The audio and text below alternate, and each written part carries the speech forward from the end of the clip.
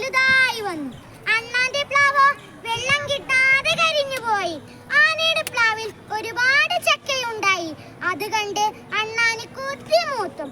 ആന കാണാതെ അണ്ണാൻ പ്ലാവിൽ കയറി ഒരു ചക്ക തിന്നു.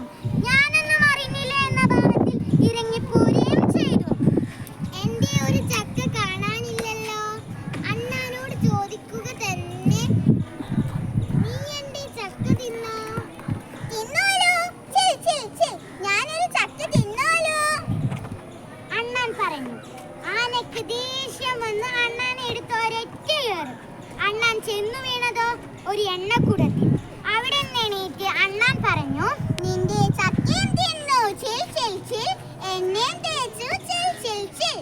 ആനയ്ക്ക് ഒരുപാട് ദേഷ്യം വന്നു. ആന അണ്ണാനെ എടുത്ത് ഒരൊറ്റയേറ്. അണ്ണാൻ ചെന്നു വീണതോ ഒരു വാഗപാത്രത്തിലും.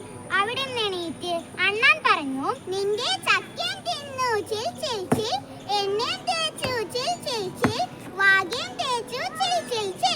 ആനയ്ക്ക് ഒരുപാട് ദേഷ്യം വന്നു. ആന അണ്ണാനെ എടുത്ത് ഒരൊറ്റയേറ്. അണ്ണാൻ ചെന്നു വീണതോ ഒരു താളിപ്പാത്രത്തിലും.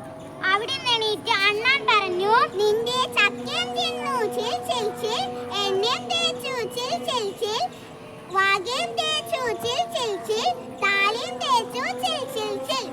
ആനയ്ക്ക് ഒരുപാട് ദേഷ്യം വന്നു.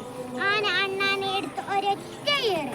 അണ്ണാൻ ചെന്നു വീണതോ ഒരു കുളത്തിലും.